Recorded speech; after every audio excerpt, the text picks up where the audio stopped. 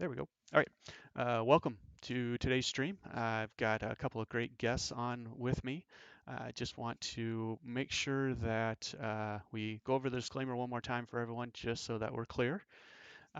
Again, this content is an opinion and it's for informational purposes only. You should not construe any such information or other material as legal, tax, investment, financial, or other advice.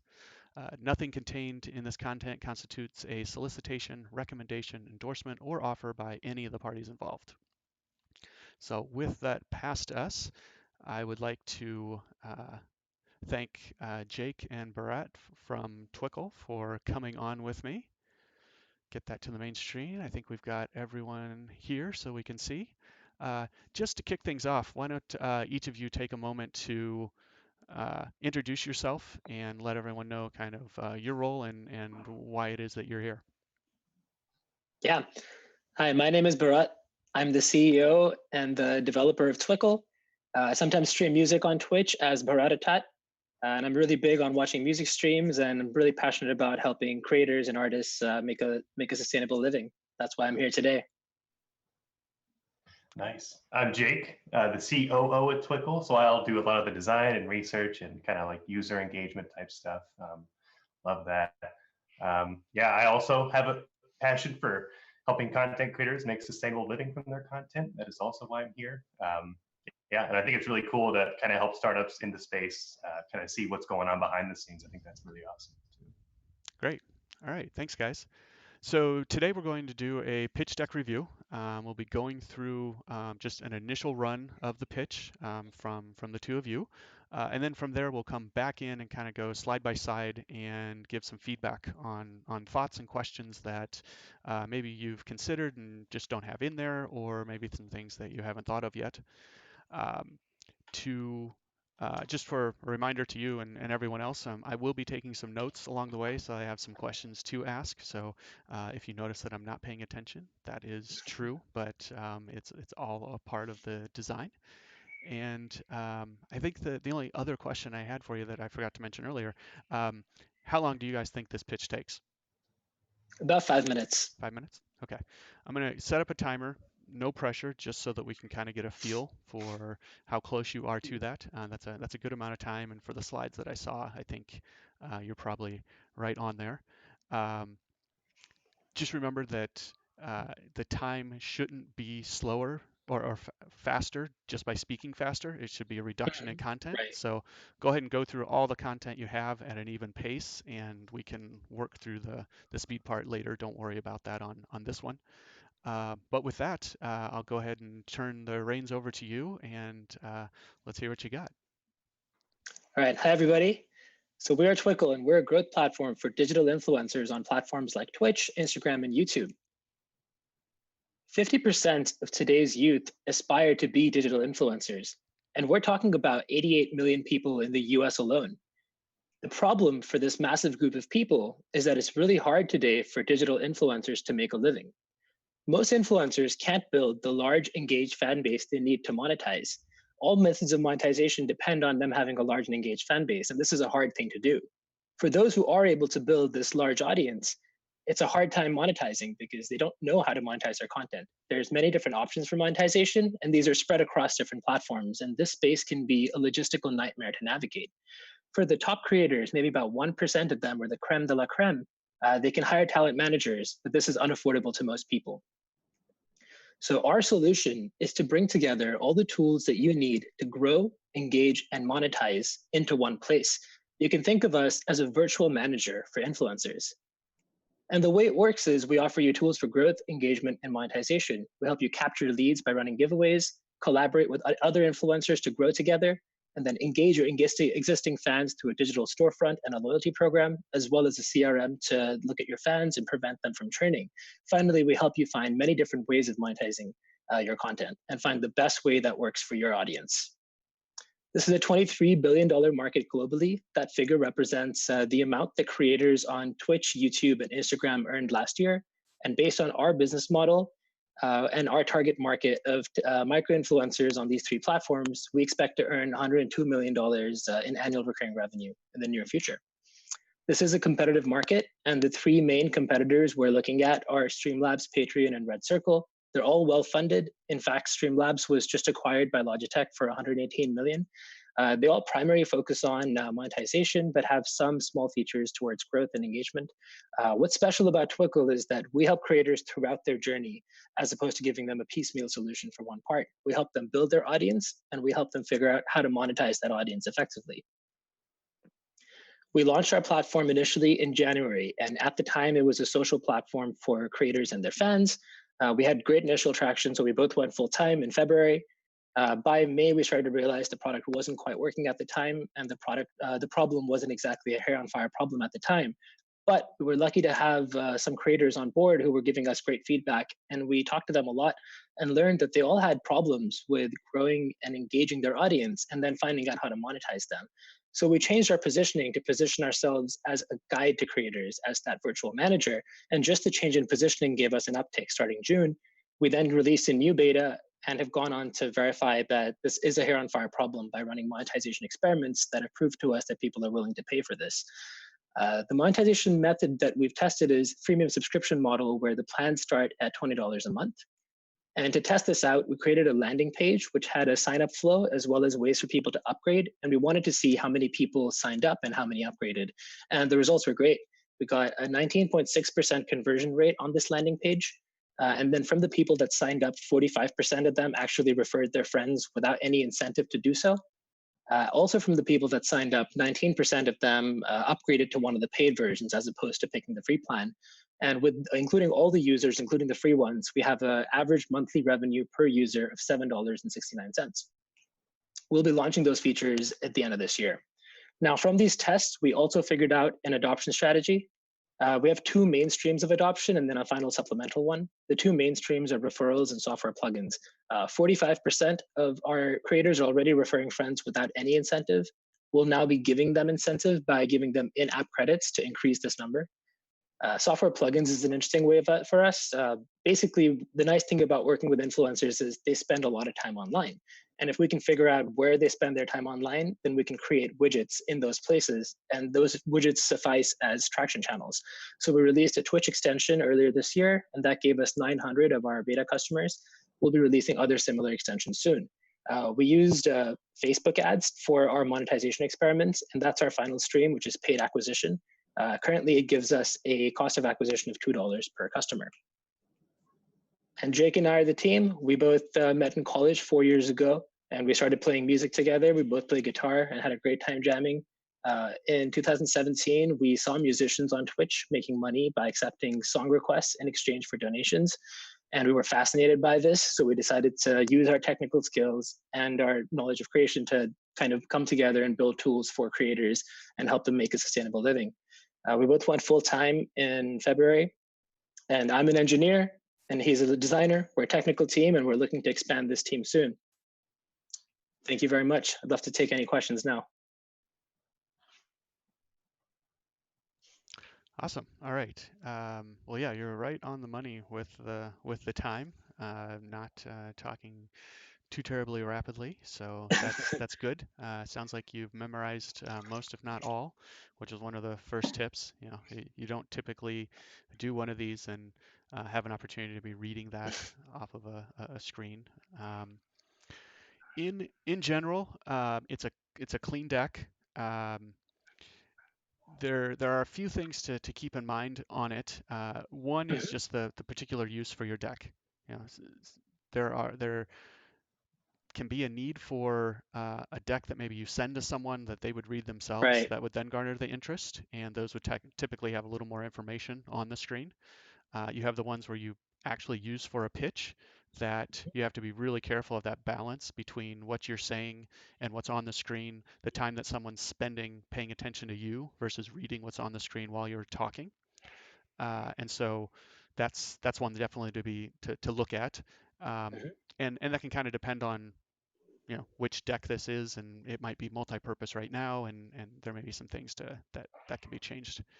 Um, so that was just kind of the general. Other than that, it's clean. It's got a good flow. You cover most of the right information, and it's kind of the ultimate effect that's going to be most important for you is this helping you get that next meeting. So let's just start clicking through the first few slides. I think first and last one are the same. Okay. Yeah. Just a little piece of things. You've got the phone number there. I'd break that up a little bit. That's a lot of digits. Not that anyone's going to write it down Okay. anyway. Something else to consider. If this is the, um, I'm going to send it out to you and give you the information deck, then sure, have that on there. If this is the I'm going to pitch, then I'd clean this up as much as possible. Right. Keeping the Twitter on there, I think is always good. That's a way that someone can share while you're presenting if you're at a demo night or something like that. Mhm. But if it's not something that someone's going to use immediately, then save it. But again, that depends on the two different decks. Other than that, um, you know, exactly the stuff you want on that. Very clear image of who the company is, your tagline that is meaningful, and it leads right into the next piece that you're going to talk about. Great. Move forward to the next slide. Yeah. All right. So this doesn't this is framing up the problem, right? Typically in this Yeah. slide you would see the problem, and here Right. you're trying to kind of frame that up and give an idea of where you're going with it. I Mhm. don't think there's an issue with that. Obviously, this is a very new industry that not everyone Right. will have had knowledge of, and so you're going to have to take a little bit time with that. I don't think the slide itself is an issue at all. Um, but understanding that you are setting that up, then maybe looking at those talk points a little bit to give a little more um, scope around what you're discussing. And that really is dependent on your audience.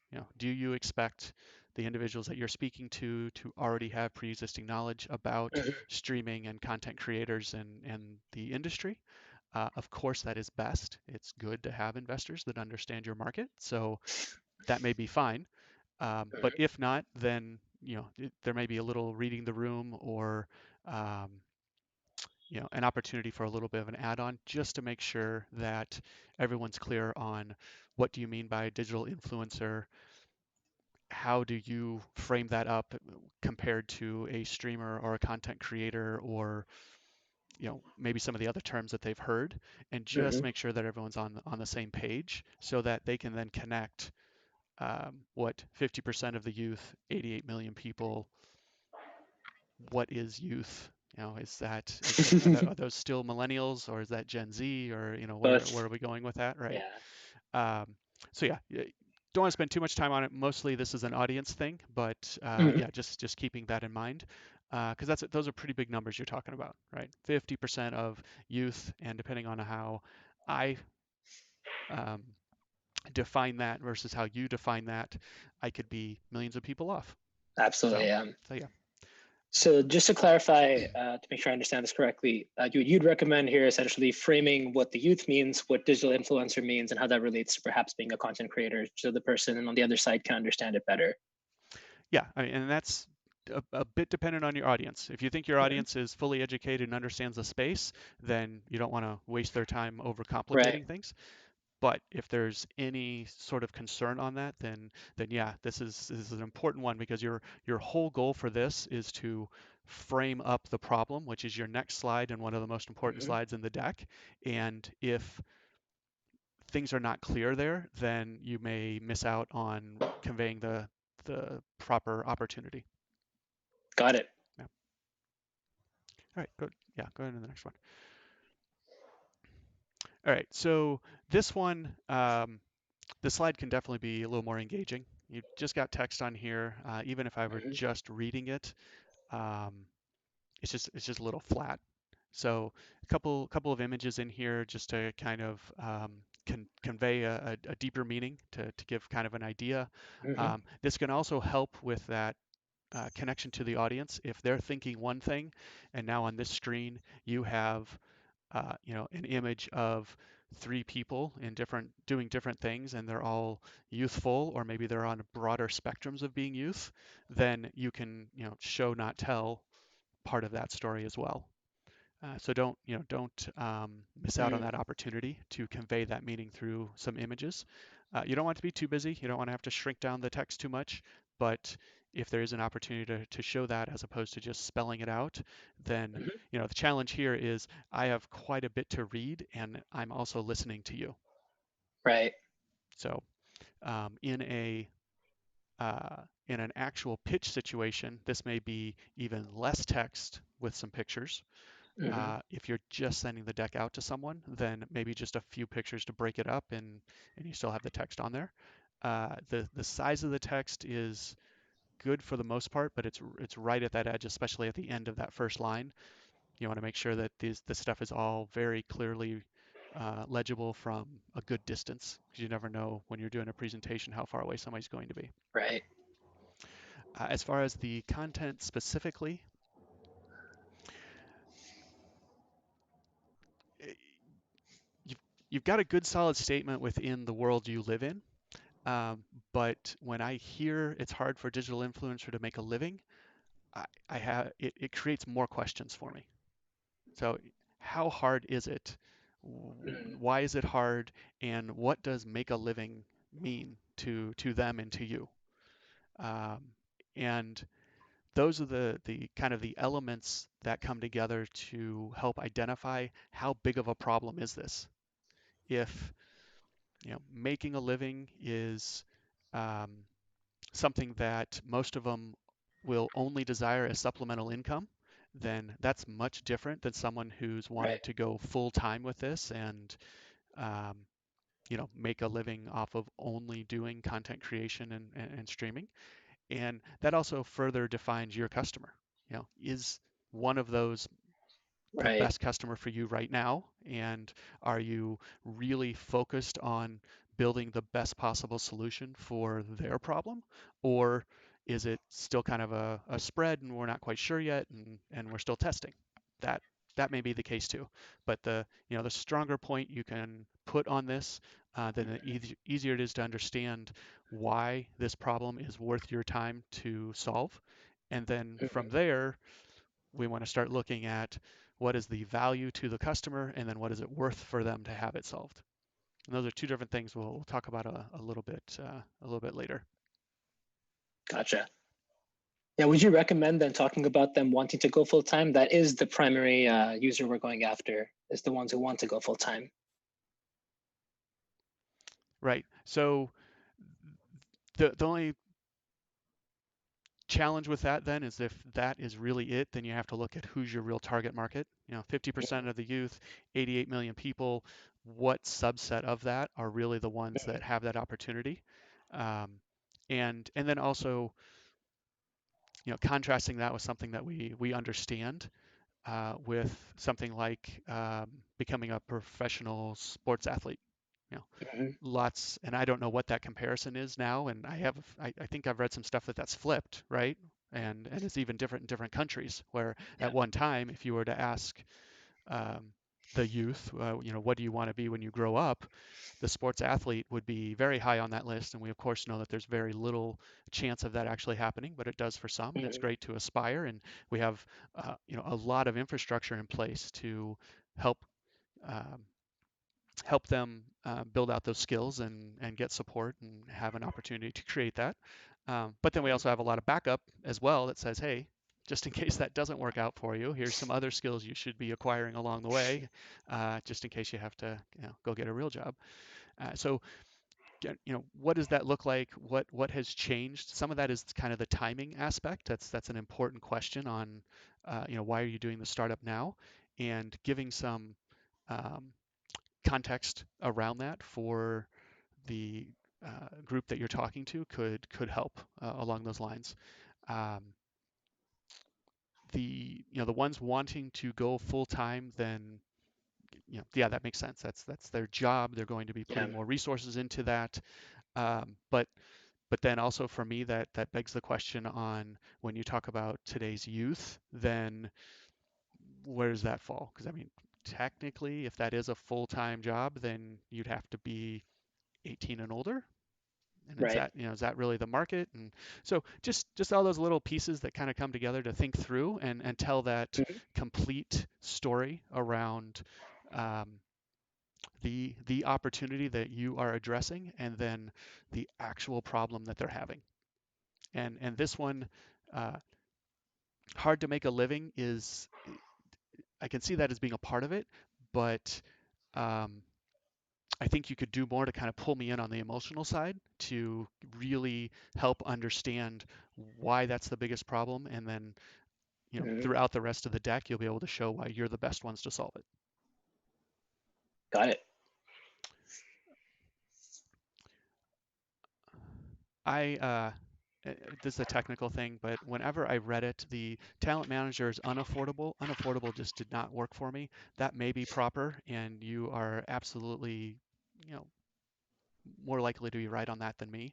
But just reading it is like that felt a little awkward. But again, uh, grain of salt. Um, don't know how to. So they don't know how to monetize their content. Uh, So yeah, that's another one that it's a good touch point, but then there's a bigger why behind that, and what is it that they're really not doing, and what's the real issue there? Is it that they haven't watched a video, or they haven't Googled it, or they haven't taken the time to try, or they're just not trying anything? There's a lot of information out there on how to monetize content. So why don't they know how? Or is it that it's not um, that I don't know, digging into it, is it not easy enough? Is it not easy to understand? Is it not easy to execute on it continuously? So, you can do kind of a one-time thing and get a Mhm. splash and then not get the results. Uh, Obviously, you can't cover all of that here in this slide, but just looking at, is this statement here the most powerful one to get that emotional reaction, or is this one that's just more comfortable for you and how you see things? And kind of working through that a little bit. The I think the emotional piece is the one that's really important to try and get through at this point. Mhm. You're talking about a problem. A problem is emotional, and in order for your customer to want to do something about that problem, then it's got to be big enough that you can fight through, all of the other information that's out there. So Mhm. I want to be able to feel it when you're presenting that. Yeah, I can totally see someone would wake up in the morning and say, today's the day. I am going to figure this out. And that's what this slide leads off of. If it's something that someone would wake up and go, I'm going to figure out 6 other things, and then this might be something I think about, then, not necessarily the thing we want to be focused on Right. right now. How can you really show that in this slide? I know we're spending a lot of time on this one, but this is the super important one, right? And you're absolutely framing up the entire rest of your story. Mhm. Um, that shows us why is this even something that we should be spending our time on. Mhm. So I will leave it at that. Let's go on to the next. A couple just feedback from the crew out in chat, looking at the problem side slide. Sorry. Um, uh, Part of what you can kind of frame up is you say that don't they aren't able to monetize. What does that look like? What aren't they monetizing? I mean, are you expecting everyone to become a ninja where they're missing out on, Mhm. millions of dollars a year, or is that something less? And again, that's a little bit talk of, it doesn't necessarily have to be dollars. It could be something you could relate back to, um, maybe uh, income or class or something, so that you don't Mhm. have to say specifically it's $60,000 a year, but you could. I mean, that's a powerful statement. You say that talent managers are too much. What does that mean? How much is too much? I mean, if someone's coming in and taking 10%, then that scales with the growth, and if they can Right. actually grow you, then that's okay. Uh, there's probably a point you need to get to before anyone would even start working with you to do that if it is kind of commission Mhm. based. So there's that issue. Um, Again, that's probably not something you put on the slide, but might be a talking point that would just emphasize and help with the emotion behind that. I'm missing out on X, or they are missing out on Y.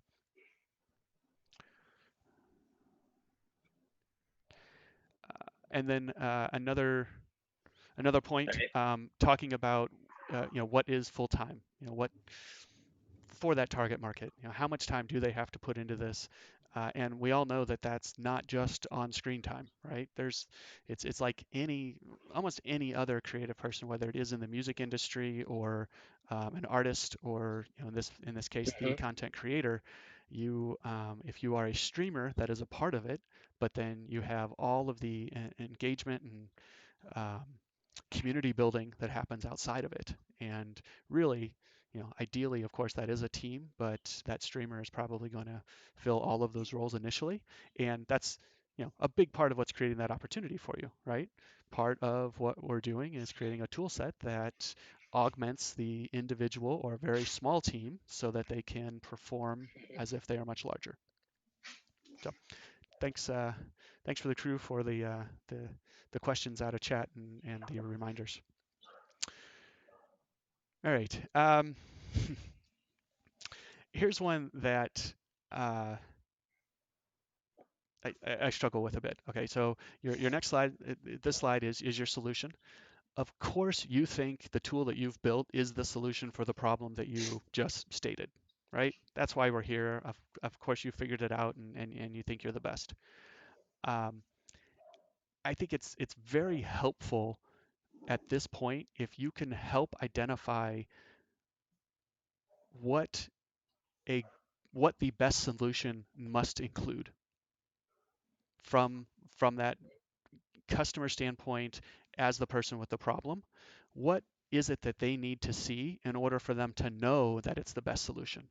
And yes, these days that will probably be some social, local, mobile, data centric tool or app or SaaS platform. We get it, but what is it that really needs to be included in that so they can kind of check the boxes and say, okay, this has helped me be better at something. And Hmm. one of the exercises here to go through, just kind of a mental exercise, is what problem is it that the potential customer would state that if they were talking to a friend, the friend would recommend them using Twickle. And so if it's just um, I need to monetize my 6 fans I have on my stream, that's probably not it. But there Right. there are other things, and so we're just wanting to connect that the actual problem the customer's having with the elements that need to be included in the solution, and then when you start showing your solution, then of course you're going to cover all those, Hmm. right? So this is a very much so opinion side of it for me. If it can be done here, I think it can be very powerful because you can feed off of those Hmm. emotions again. As soon as you show me a tool, it's very hard to get emotional about a tool, right? It's like, all right, cool, you've Right. solved it and you've got good UI UX. That's kind of par for the course these days. Here, with the solution side of it, if you can connect that problem and the emotion behind the problem, and then the emotion of the solution and what that can do for that customer, then you've kind of created that arc for the story to then say, and here's how we're going to do it. So the solution are these things that it includes, and then your tool is how you're going to make that happen. Um, so I'm going to just kind of skip through that. Let's assume there's another solution side if you choose to do that. If you don't, then this can be the solution side. And for this purpose, obviously you didn't have a chance to do a demo of the product, and so that's kind of what we have here for a very quick overview. Uh, but this shows that we've done some things, right? We've put some work into this. You can mention this is an active live product that's online. These are not mock-ups. We have X number of users and Y number of customers. Um, and that these are, these tools do actually exist. This is a part of our solution. So depending on the type of pitch you're doing, if it's in person, then typically the demo would come after all of this, and you kind of jump in and show a little bit about what you're doing. Obviously, if you're just sending the deck to someone, you don't have that opportunity unless they sign up, like Mhm. I did, and jump into the dashboard and see that, yeah, they have a good sign up flow. Their site's secure. They can authenticate off of other platforms. That was all really great to see. Right. So yeah, let's go past this one and on to the next. Okay, here, yeah, talking about the more specifics, and again with this, we're coming off of that emotional side of things, and we're just talking the very specifics, which it's good that you have pieces in place and ideas for how this works, but you're now kind of taking me away from that best customer and their problem, and making it very tactical at this point. And so if there's things that you can do to pull that back in to really um, relay that connection between the problem they're having and why this is the best solution, and what it does for them, then it gives all of this more meaning. Because we all know that just putting up a digital storefront isn't going to do it for them, right? So that's just one piece of an opportunity to have that happen. Same with the CRM. It's data and it's access to data, but if it doesn't have good data, it's not going to work for us. If it takes too many clicks to do something, it's not going to work either. And so, how can you tie this into your expertise as working within this environment for a while, and then their problem of mentioning these as a part of the opportunity, but then continue that flow of we're the best at solving this problem for this customer, and then that will then give you better uh, ways to give examples of how these different elements actually do that. Because in looking at a lot of pitches, one of the things we're looking for are incongruencies in the story, and then um, features that we don't necessarily understand the value of. And so you have to really convey why that's the most important Mhm. one. And it might get down to something like this in this type of pitch. You only do one of each and tell the story Right. of here's the problem and here's why this is the best solution. And we have other pieces, or one of them gets mentioned and one gets highlighted. Whereas here, again, depending on which deck this is, I've got quite a bit to read here while I'm listening to you, and I want to make sure that if you're just, you don't want to just be reading the slide, so that's not an option. And if I'm supposed to be reading it, then I'm not sure when to read versus when Right. to listen to you. So yeah, I think, and again, a lot of text. If you could jazz it up a little bit with some pictures that help tell that story behind what how that's helping the individual, that's great. Uh, if not, then and you think the text itself is the most important thing, then this definitely puts the focus on it, and that can be fine too, depending on the story you want to tell.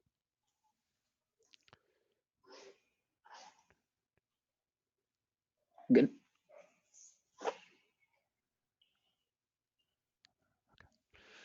All right. The market one. This is one that I'm not terribly concerned with. Um, I would be really interested to see a study that adds up all of the total addressable markets for all of the pitch decks for all of the startups on the planet, and see how much bigger that is than the total dollars ever spent in our lifetime. We know that you're looking at this, you've had the problem, you think it's a big enough problem to solve.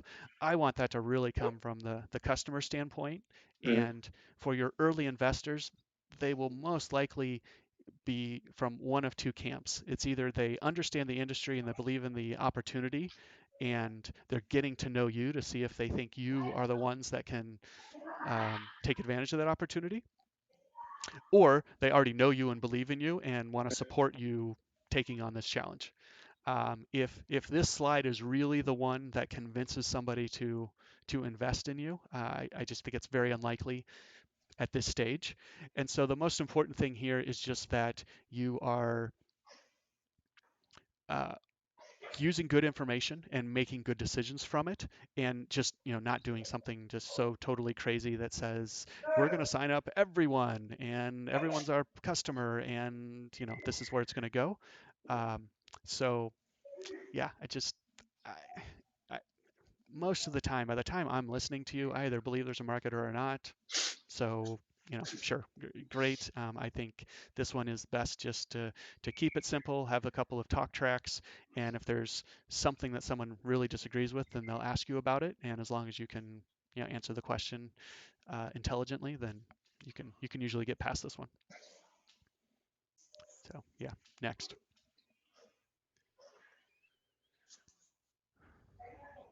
All right. Hmm, Where to start?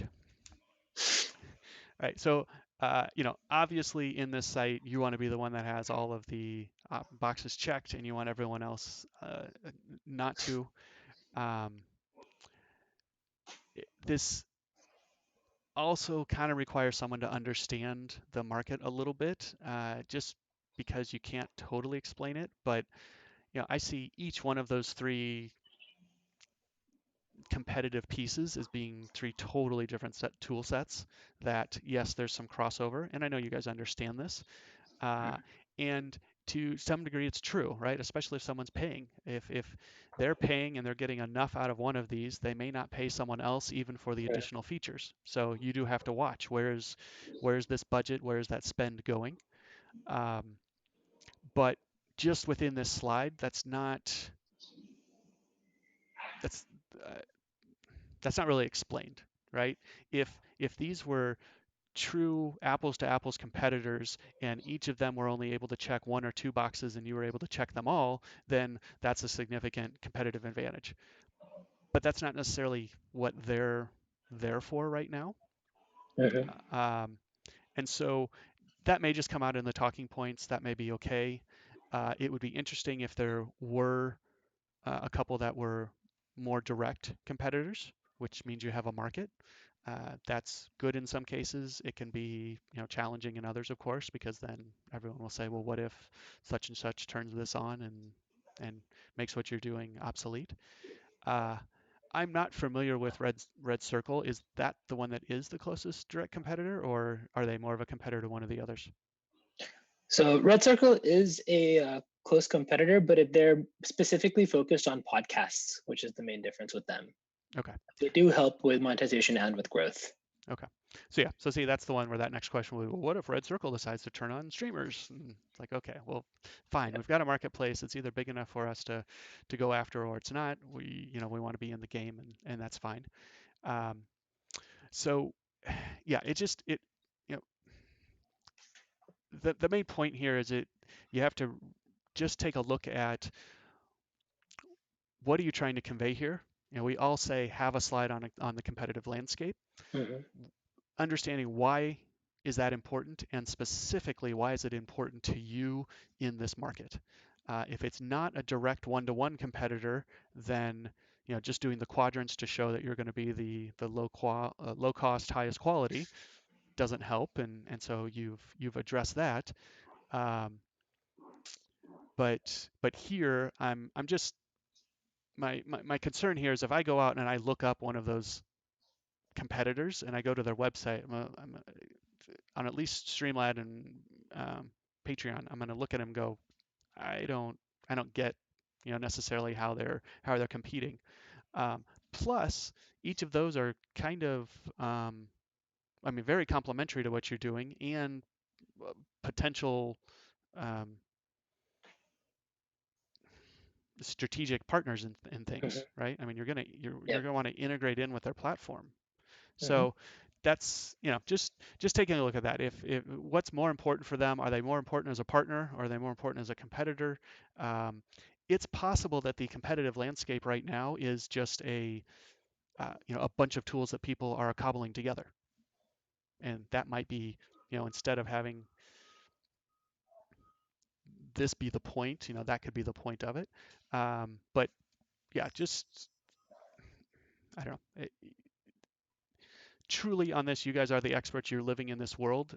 This is a little, out of scope for me just because I'm familiar with the space, but just keeping that in mind, and knowing that, kind of that next thing is to go check those out. And so what would someone see when they Mhm. go, and does that convey the message that you're really trying Right. um, to leave them with? So we can, other than that, the breakdown and the logic of it is exactly right. You want to be the one that does the things that the other people don't. You want it to be meaningful. Again, we have this feature list. I still don't have an anchor point that tells me why social CRM is so important and what value that creates for your end user. I just see it as being a checkbox that you have, which is okay.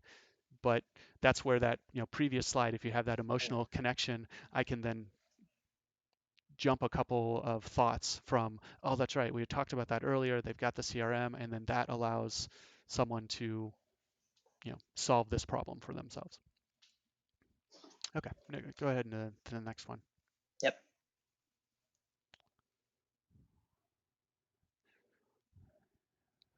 Sorry, just reading chat a little bit. Uh,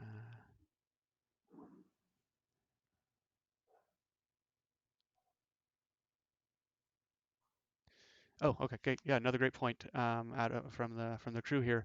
Are those talent managers competition? Or are they, would they be the ones using the tools, or is that a part of it? You're doing this all on your own with all of these tools. Eventually, you get to the point where you hire someone to help you with that. We're just trying to complement that on along the way. That could be another way to frame it up. Now, of course, you're not going to be able to show the fundraising done by talent managers, but Mhm. that's another one that, personally, I don't care about that one.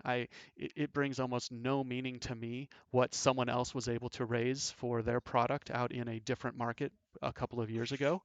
This is all about the current opportunity and the timing of what you're doing, Mhm. and how you're the best at solving the problem that you've created, or decided to, um, that you've identified to work on. And so, those types of figures just don't carry a lot of weight with me.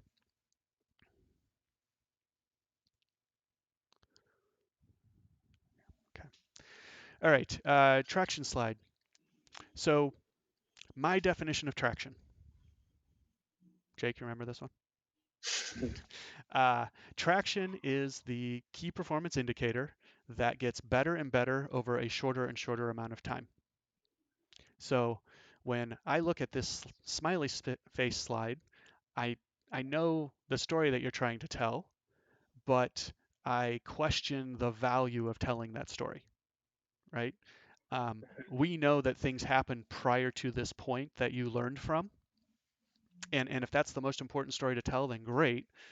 But the primary reason we're all here is to take advantage of those lessons that you've learned and to build off of them. And so for this one, I would just cut it off at the pivot and go from the pivot forward, and don't even Okay. call it the pivot, and just say this is what we're doing, and then see what you need to do to keep that line moving. Now, typically in one of these, the future part of that line will show a dot that says new investment money comes in, and then we have this exponential hockey stick growth. That rarely happens. We don't really expect that, and I think it's a little foolish to put it in there. So, keep realistic with that. Understand the value of what you have learned, and where you're going, but you do also want to tell that strongest story. So you can mention about the team and the things we've learned, and what we've been doing, but as far as, really the traction in the company, I don't think there's any need to show that earlier stuff, and that you had a peak and a slump, and then you're building out of it. Uh, you hadn't taken on investment. Real there's no huge sunk cost in that you're trying to carry over to somebody else. You're just at the beginning, and even if the beginning was the beginning of last month, that could be okay too, just as long as you're consistent with it, and telling that. So yeah, this one I would just clean up and do that. I don't know if it's on this one. No, I think it's coming up on the next one. But an important point on the pitch as a whole is be very mindful of consistency in how you're defining your target market. What Hmm. what who is a user and what does that mean? Who is a Hmm. customer and what does that mean? Who's an influencer and what does that mean? And then only use one term for that group and then keep it consistent throughout. Otherwise, you start throwing some numbers around and they get mixed up. And I'm trying to do some calculations on my end Right. when you talk about, well, we did this test and I've got, 1,500 influencers using the free beta. Well, how does that correlate to users and customers? And then, Hmm. the next piece of that will be active users and, what does that mean to you? So just keeping it really consistent and making sure it's clear for you know your dictionary and Hmm. the terms that you're using. That if it's something specific to your industry, like an influencer, make sure that's defined. And then pretty standard in the market now is a user is someone who comes onto the platform and utilizes your resources and does not pay any money, and a customer is someone who pays you money. Hmm. And so if you just keep to those, when you look at a customer acquisition cost, that's someone who pays you money. Right. User acquisition cost is someone who just gets onto the platform and is utilizing your resources. So if you keep consistent with that, then it just helps tell a more consistent story. And those two are pretty industry standard. So it will also help if um, you're at an event talking with people who are also listening to other Hmm. startups, then you're kind of having the same dialogue. Right. Yeah. Next on that. Yep.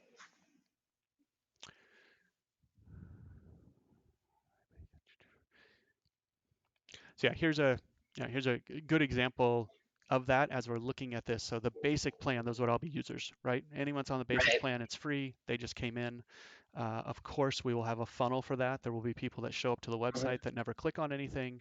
There will be people that do become a user and Hmm. utilize that basic plan. And of course, when we convert them over, then the premium plan would become a user.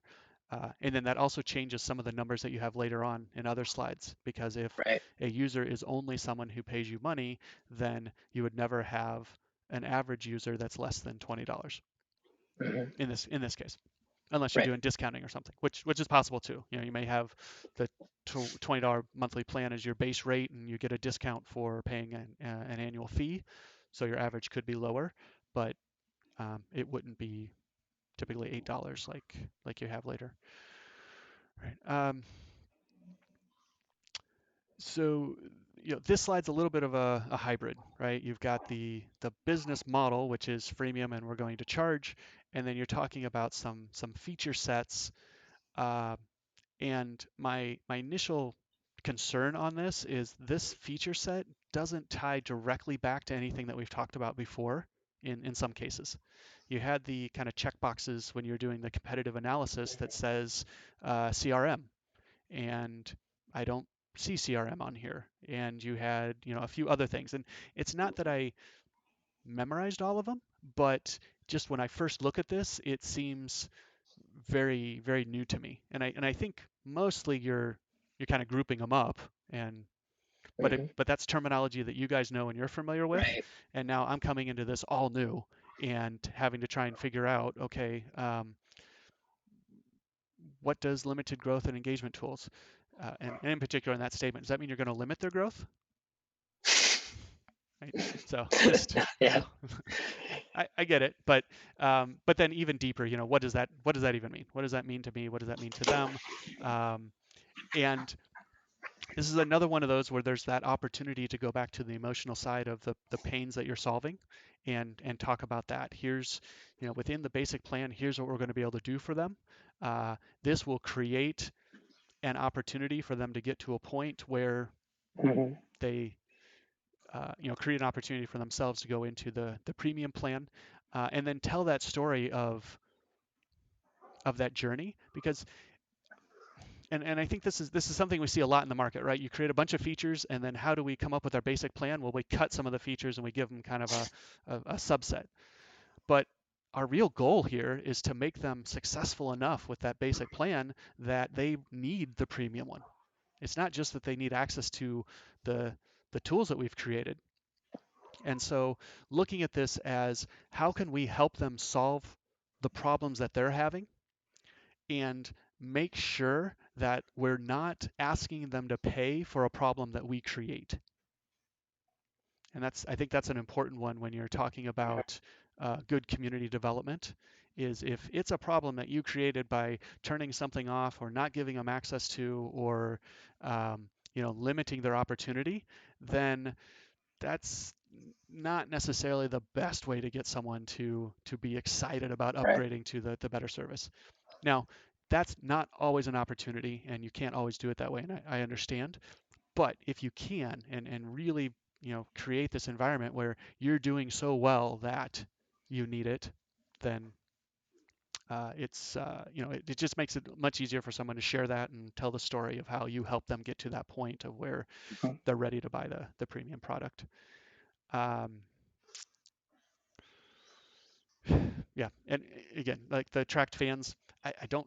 That might have been mentioned before, but I don't remember it exactly. I know because we've had a previous conversation, but Mhm. what does that really mean to me Right. exactly? And then deeper, what does that mean to the content creator? What what does having a tracked fan do for me, and why do I need 10 times more of them? And um, knowing the ratio of how much a certain percentage of my most active fans contribute to my stream, how much more value is there in having 1,000 versus 100 if my top 3% are the ones that are going to provide 50% of my income or Mhm. whatever those ratios are.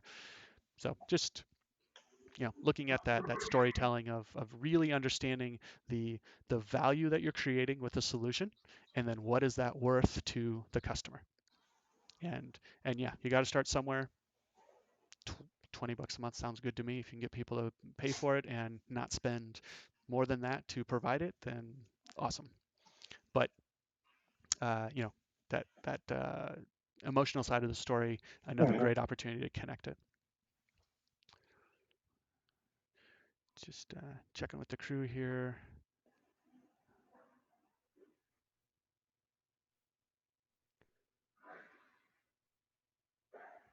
Uh, Another comment, just talking about be wary of the vanity metrics that can happen where you have historically that would be like page views, or for a while we did web hits, which what some people didn't know was that a web hit was actually every element on the web page got counted instead of just the person showing up on the web page. But hey, you could blow up those numbers pretty quick. Uh, and and so those are ones to watch out for. And then the key behind the key performance indicator is that that is a number that directly ties back to the success of the company, right? So you have to understand why is that important. If you get a bunch of users, but you don't have a very good conversion rate, then getting way more users of of low quality isn't really Mhm. that great. So users might be the thing that you track at first because that's what gives you the foundation of the potential. But then at some point, you want that KPI to shift and you want that to go over to users. And when we talk the other side of traction, the goal is that you have an impressive number that you can talk about in a shorter amount of time. So we may start by talking about users or customers per month, and then eventually get to the point where we can have a impressive number that is customers per week or customers per day or customers per Mhm. hour. Or, of course, the really successful companies can start breaking that down into the second milliseconds. You got you got some time before that. No pressure.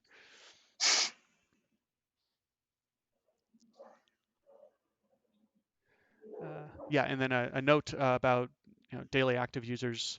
Looking at that, who is an active user for you? Mhm. What does that mean? And then how does that tie back? That's another one that if it's not impressive enough yet, I'm sure you're tracking it, but it might not be the one you talk about.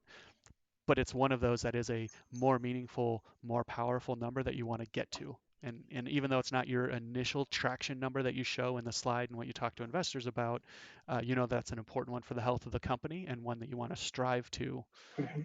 make, you know, a big enough number in a short enough amount of time that you can start talking about it. All right, next slide. Oh, geez, coming up on the hour. All right.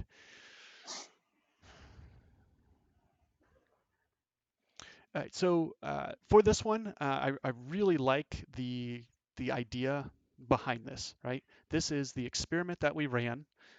Here's what we here's the data that we got back from that Mhm. experiment, and then you want to punctuate that with here's the decision that we made based off of it. So kind of here's what the next thing is that we're going to do. Now, as mentioned before, when you're talking, you do mention that if we average out all of our users and our customers, then we get to this average revenue per user of 769. But if you use the standard definition of a user and a customer, we already understand that your average monthly Right. revenue from a user is 0, and your customers are, you know, whatever you're charging. Um, this one is a little challenging just on its face, though. Even with the way you described it, you're saying that you've got a 30% conversion rate from user to customer. If your average monthly rate is Right. $20 and you're getting $8, uh, which that's okay if that's what you learn from that test. But until you really have someone taking the time to pull out their wallet and pay you, then it's really hard to determine what it's going to take to convert Right. someone from a user to a customer. So this is one of those that um, I would probably call out the BS on this, and I'll really want to understand why is it that you believe in this so strongly? Because if this was truly the rate and your, you know, the user acquisition number, well, actually, I think you call it a customer acquisition number that you show on one of the other slides of $2 off of Facebook, and it's like, hey, here's 20 bucks. You go, you run that, you get 10 people, 3 of them convert, you've got another 60 bucks. You take 40 of that 60 and you can just run this little machine forever. You guys don't need funding, right? So Right. Mhm. take another look at that. You definitely, if this is true, then that's great. I will give you $100 right now, and let's go off to the races and start signing people up. But you know that would be an incredibly high conversion rate for users to customers, and then we'd have to start looking at. You know, the next piece of all this is lifetime value and what's your attrition rate like, and those sort of things. But just keeping that in mind. And again, this is part of that investor mentality of, you know, part of our role, unfortunately, in all of this is we're looking for the red flag deal killer in this presentation. You know, what is it that is so bad that I just could never invest in this team or in this idea? And so there's, you know, we're looking for how does this stuff add up, and how does it compare to the other stuff we've seen. Now, if you can show that this is actually true and you're executing on it, no problem, and that is truly awesome. And that would be, you know, on the other side of it, the type of thing that we would say, this is the type of market you want. You've found a big enough problem, and that would be great. But yeah, just be careful with those types of statements because you want to be able to then back them up with the actual executable side of it. And with this one, the execution of this is someone actually giving you their credit card, Right. right? And that's a part you haven't been able to test yet. So we're not quite sure. So with this one, I would just, you know, I love the concept of the test. Look at the data that you got from the test, and then think about what that actually means to you as far as the conclusions, and then what you're going to do with it next. And Mhm. part of this could just be, this is the next test we're going to run. And maybe you don't know that average revenue yet. Got it. Yeah. All right. Next one on that.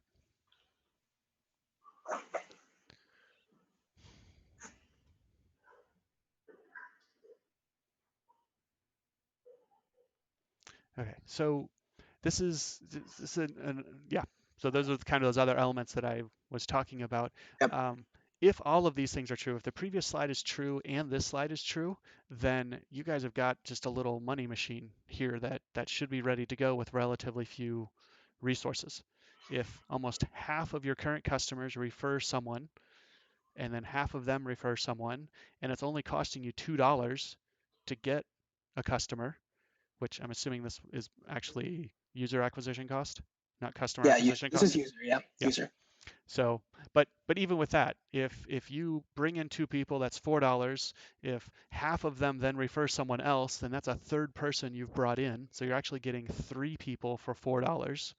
And then if 30% of them convert to a customer for $20 that month, then you guys have got a perpetual motion machine here. Let's go.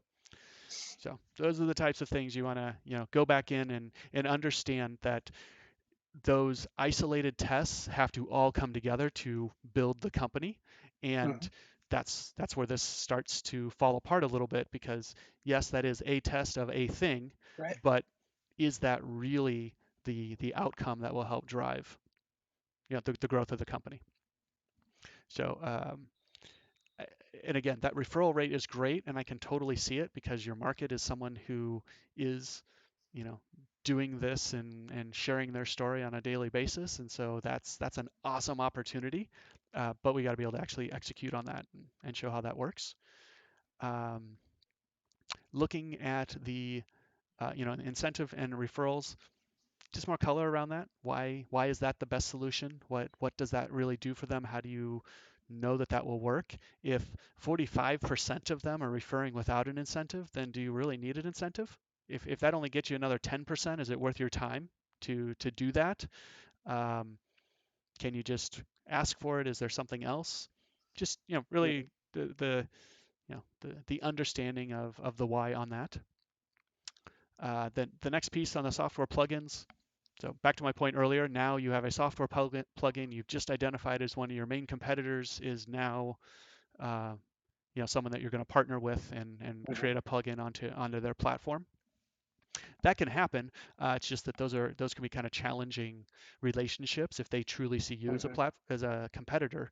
So if you're really um, positioning yourself as complementary and a partner, then let's make sure that that's the story we're telling, and we're focused on that side of it.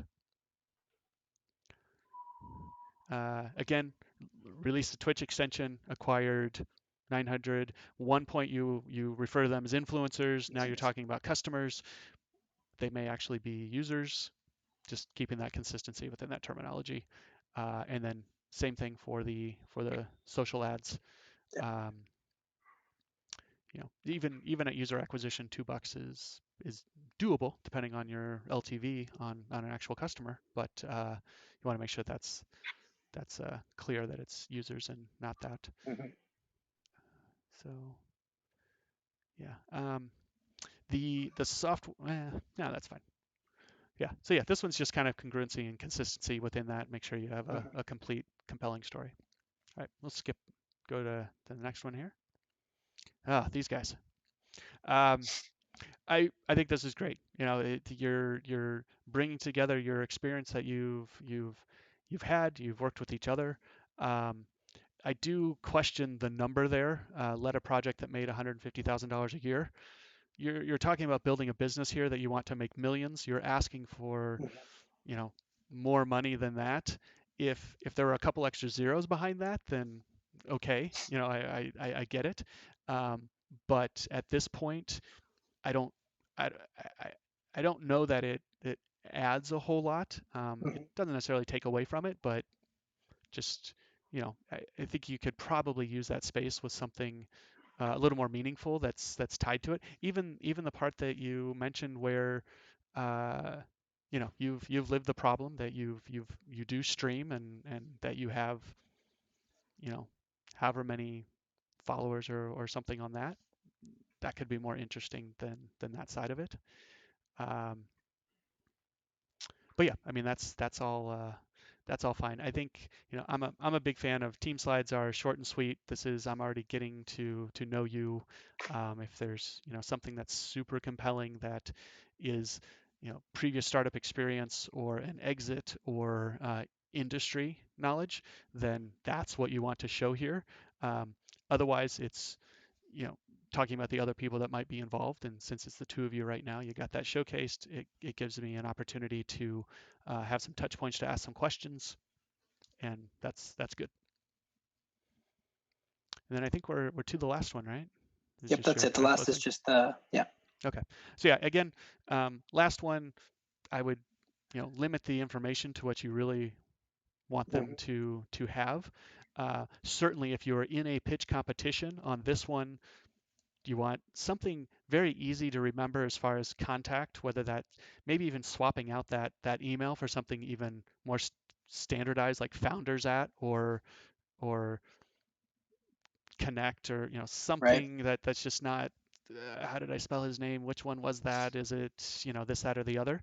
I think the Twitter is great if you're um, at a presentation, so that someone can give you a shout out and mention the presentation and kind of, you know, build up within that environment.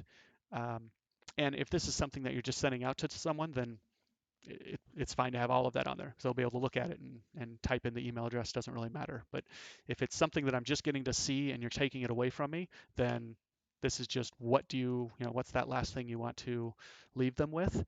And, you know, the primary understanding with any pitch is your whole goal is to get that next meeting. So, you know, make sure that they can reach out to you to get that. Mm-hmm. Yeah, somebody mentioned on there. You know, last slide should be call to action. Technically that is correct, and they do have that slide. One thing that we talked about with these streams is we just want to make sure that we're very clear that this is not some sort of public solicitation, and so we are avoiding any discussion around investment or valuations or that type of thing.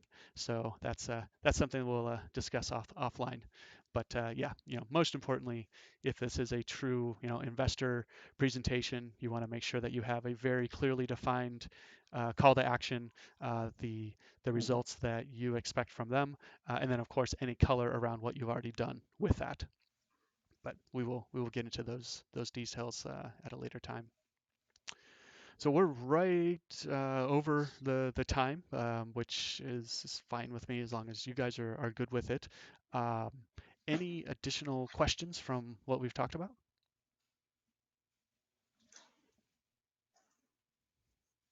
I had one. I might have to go back to a slide really quickly to find it. Yeah, sure. I think it was on, yeah, on this slide with the business model. So we talked about a little bit about adding emotion on the slide for one to tie it together with the rest of the story. And then we also talked a bit about if we're adding features, then having consistency with the feature list that we showed on the competitor list. So my question was, would it suffice here to specifically talk about the emotion in a way like basic plan, perfect for those who are starting out, tracks up to 100 fans in the CRM, and then premium plan, perfect for micro influencers who've reached a certain number of followers or something like that, and so forth. Yeah, I think that could work. You're tying it back to the stages of success that you want Mm-hmm. that customer to have, and Mm-hmm. their viewpoint. And then of course you're going to have features that help them do that. So you can, you know, you can mention Right. elements of that, but ultimately the customer doesn't care what your tool is. They want their problem solved. Right. We understand that that tool is probably going to be a SaaS platform of some sort because you have to connect into all these other tools. But ultimately, if it was just, you know, a button I could push, or I could just think about it, that would be even better if I could avoid even going to your platform. Now, we're not quite there yet with you know, reading people's thoughts. So, you know, tying that back to that outcome that they want to see, I think is great. And maybe you call your plans that to help, Got you know, it. understand Right. those levels and how you define them and how you help people get to that point. Mm-hmm. Yeah, I like that a lot. Okay. I had a question. Yeah. So one of the biggest themes of, like, you know, hearing this was like we need to paint a better portrait of what it's like to be kind of a content creator. Like, how hard is this problem? Like, why is it hard? And it's almost like, is there a slide maybe prior to the actual problem slide, where we kind of depict what the life is like for these content creators and how hard it is to actually make a living out of doing this? Uh, yeah, I think that's an opportunity. One piece of the problem is how are they doing it now? Mhm. You're Yeah. creating a better solution. They're doing all of these things to greater or lesser degrees right now.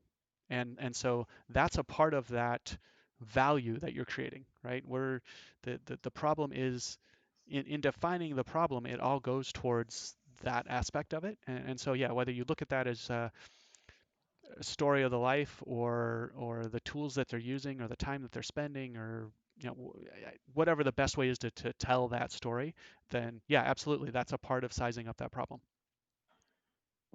Because that popped up in a bunch of different parts, and I feel like if we were to set the tone early on about the life Mhm. of this person, we could really kind of nail it the rest of it. Yeah. I just think the important thing to keep in mind on that one is not to go too far with that. You need it to be relatively quick and super emotional, right? Just listing out all the tools that they use on a daily basis and how long it takes them to do that, it's like, ugh, bore me to death. But Right. if you can really, continue to build on that story of why this is important and why they are putting so much time into it, and they they they should be able to be even more successful with less time, then I think that can be a great way to frame up the story, and then you'll be able to tie back to that in some of these other slides. You have those anchors that you can then go to. Cool. All right. Well, I think that then is a good place to conclude. Successful stream. Hopefully, this one will be quality enough that we'll be able to use it in some other mediums. But really appreciate you guys coming out and spending time with me and going through this. I know you're kind of opening yourself up to the world here, and it's not an easy thing to do. So that's much appreciated. And then for the chat crew, appreciate you coming out and the feedback that you gave us. Look for us back next week, trying to do these every Wednesday at 3 p.m. I know we started this one off a little early this week, but I have a couple other really great teams lined up, and you'll be able to find that by following on Twitch or check me out on Twitter. Basically lean starter almost everywhere on social, so just type it in and you'll be able to find me there. And then, of course, I've also posted in the stream the information for the Twickle team. Please go out and check them out. If you're a streamer or you know of a streamer, have them check out the platform and let us know what you think. And then I look forward to having these guys back on after they've been out there for a while and see what they've learned when they talk to a few more investors and where we can learn from them on that journey. So thanks again, guys. Thank you. Thanks, Andy.